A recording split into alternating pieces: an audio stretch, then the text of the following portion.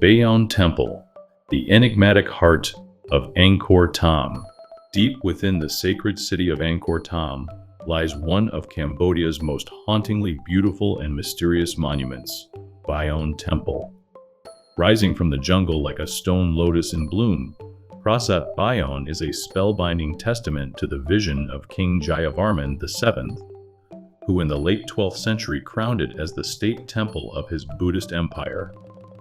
Unlike the graceful horizontality of Angkor Wat, Bayon explodes upward, layer upon layer, toward a central sanctuary ringed by towers of stone, each bearing the serene, all-seeing gaze of a god, a king, or perhaps both. This was the last great state temple of the Khmer Empire, and the only one built primarily for Mahayana Buddhist worship, though it generously incorporated Hindu deities and local spirits as guardians of every province in the kingdom. Bayon was more than a spiritual beacon. It was the cosmic center of Jayavarman VII's Angkor Thom, a city of divine symmetry and power, encircled by vast walls, bridges guarded by Naga balustrades, and a landscape meticulously mapped to reflect the sacred order of the universe. The Faces of Mystery. The temple's most iconic feature is its multitude of massive stone faces, 216 in total, each carved with a tranquil smile and closed eyes, radiating compassion and knowing. These faces appear on every side of the towering spires, watching over the temple like timeless sentinels. But who do they represent? Scholars are divided.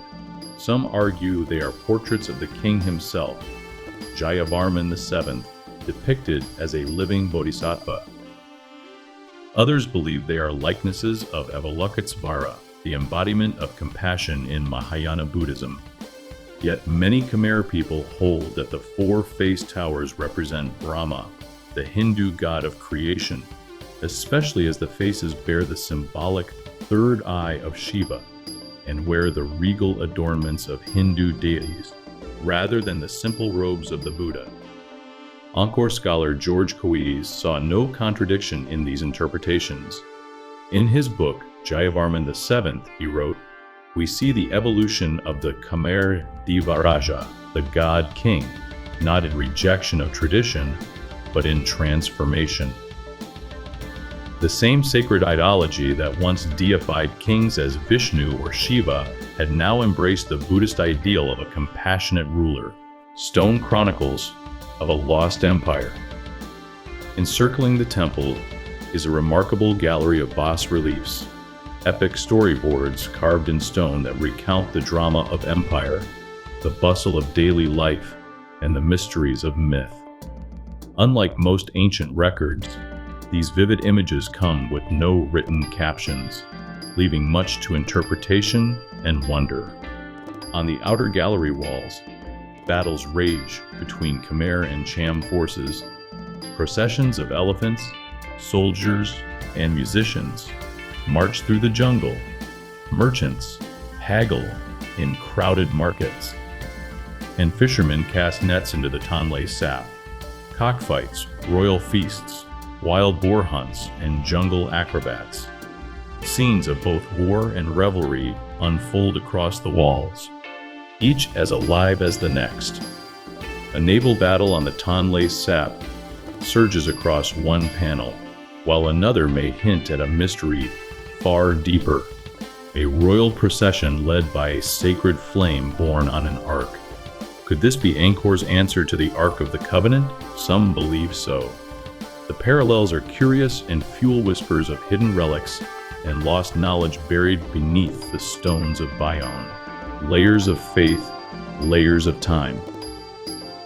As you move inward, the spiritual tapestry changes. The inner galleries, likely added under the rule of the Hindu restorationist Jayavarman VIII, replaced Buddhist themes with scenes from Hindu mythology. The Trimurti, Brahma, Vishnu, Shiva take their place among Apsaras, Garuda, Ravana, and Serpent Kings. One haunting panel may depict the tale of the Leper King, believed to have battled a venomous serpent and paid the price with a slow, incurable disease. Another shows what may be the construction of a temple dedicated to Vishnu, or the cosmic churning of the Sea of Milk, an eternal quest for immortality. The inner sanctum, once home to a grand statue of the Buddha meditating under the protective hood of the serpent Mukalinda, fell victim to iconoclasm during Jayavarman VIII's reign. The shattered statue was thrown into a well, only to be rediscovered centuries later and lovingly restored.